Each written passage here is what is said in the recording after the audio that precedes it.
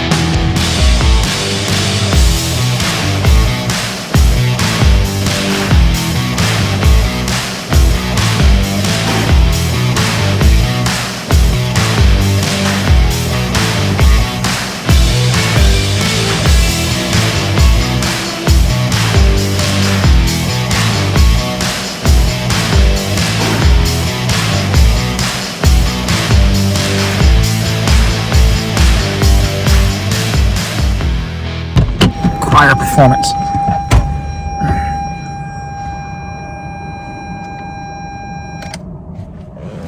Turn the lights off, Ilk. So I think this is a choir performance. My old alma mater, Miller, in junior high school. I was an angel. Before I went over to high school, I became a demon. Sounds pretty appropriate. Okay, I hope I can film in here, but I'm excited. Okay.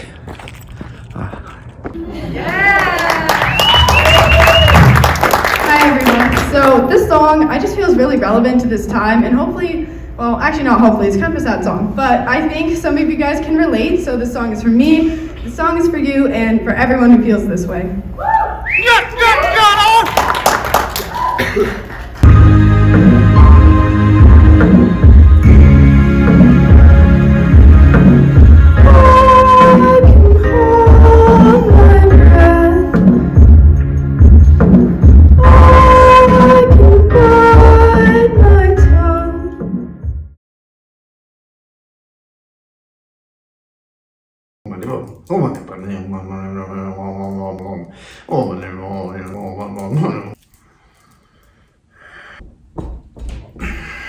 Padma, lotus.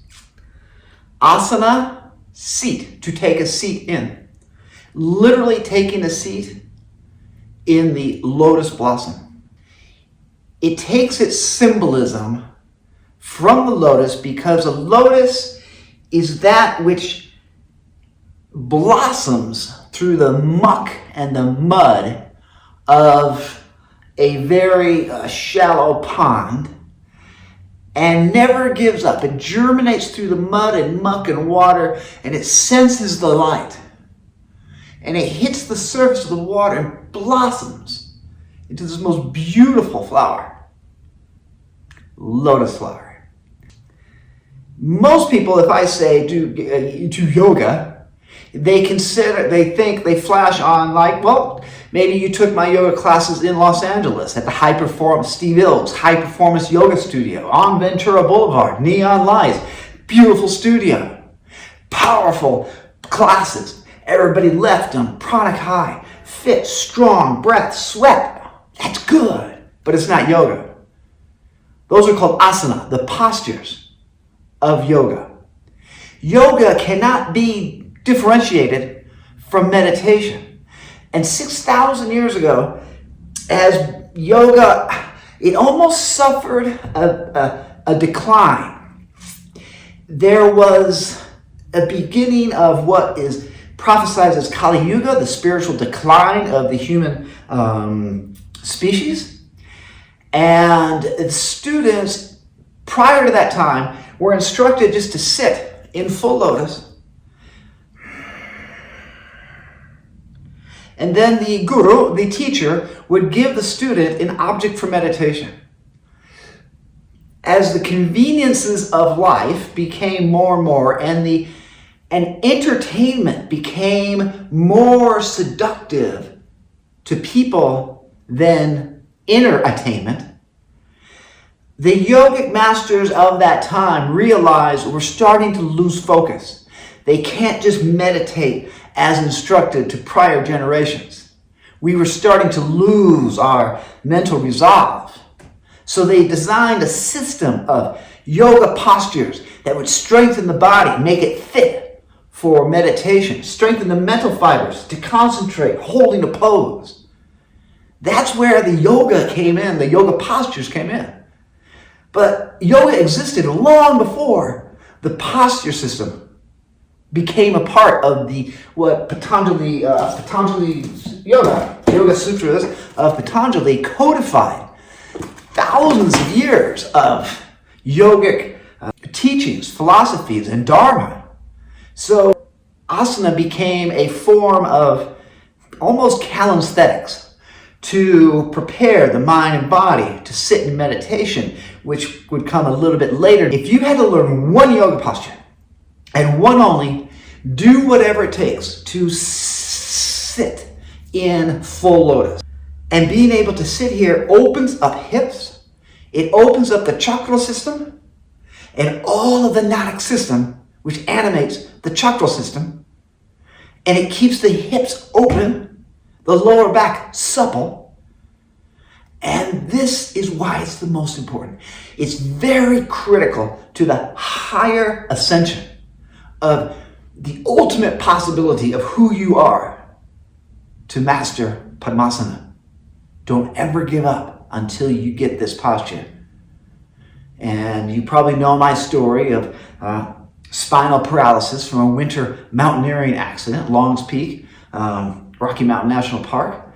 And I would not give up on my self-healing until the day came where there's no chance I could do full lotus, because I knew full lotus would be my saving grace. And I never stopped making tiny little adjustments along decades of pain, searing neural pain.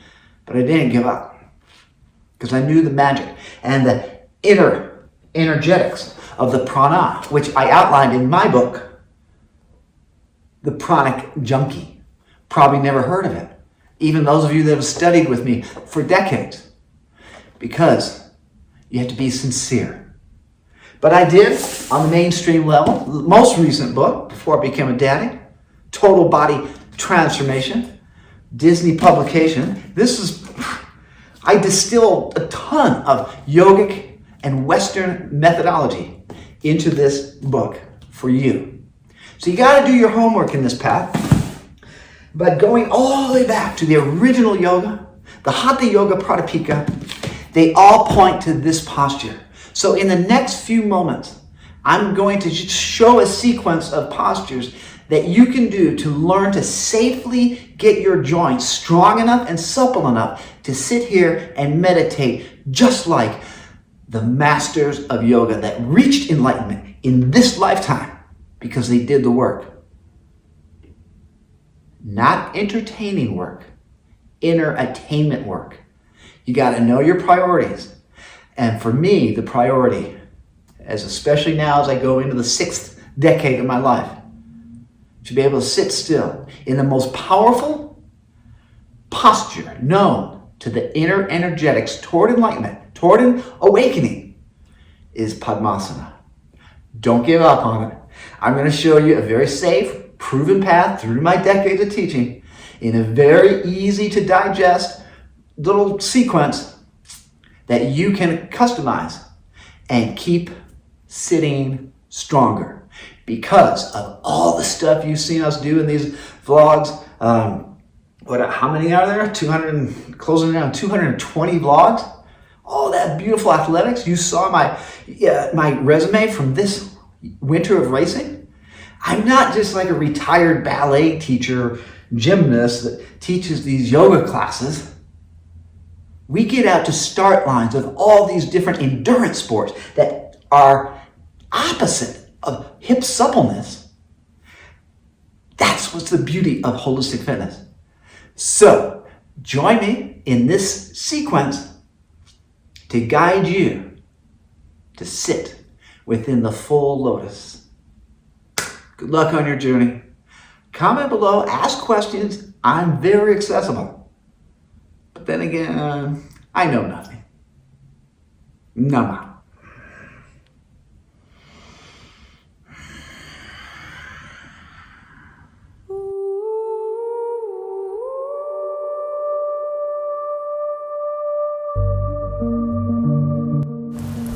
Okay, kids, we're going to start with Sukhasana, easy pose. This is a simple cross-legged position. I would sit for a few minutes getting into this, and then I would switch legs so as to balance the horizontality of the hips. Notice in my house and in holistic fitness, we don't have furniture. The best way to open the hips, ditch the furniture. Next up is what I know as the Burmese style. Look at my left heel. It's stacked up really tight to my groin, and then my right heel is stacked just below it in perfect alignment.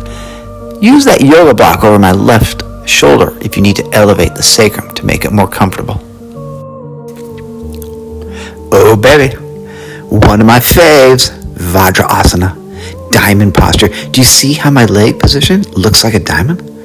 That's how you choreograph your legs. And then, if you're going to try to reach out and grab the toes, make sure your spine is flat as is demonstrated before, bringing the navel deeply first to the earth, to our earth, and bury your head between your legs. So good.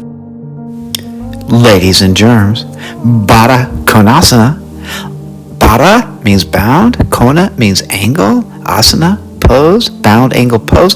Although this is also known as cobbler's pose, since cobblers in India often sit like this.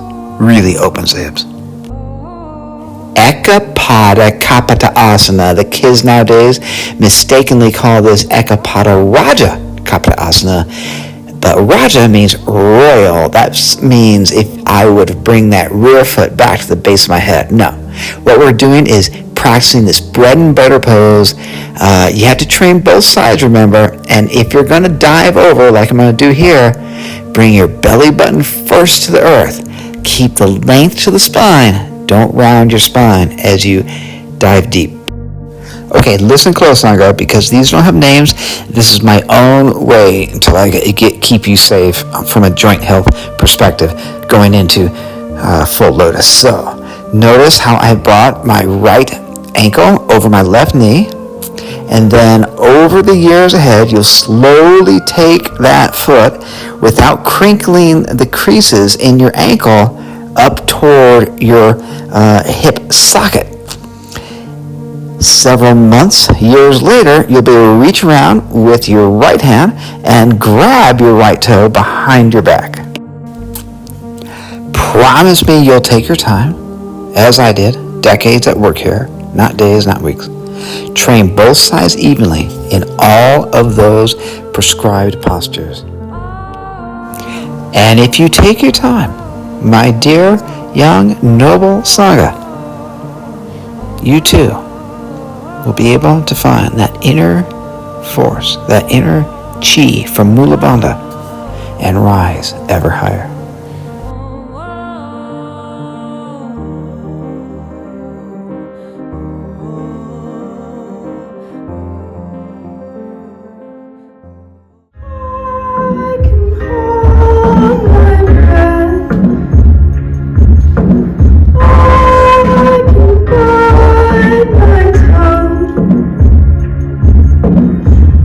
Stay awake for days, if that's what you want.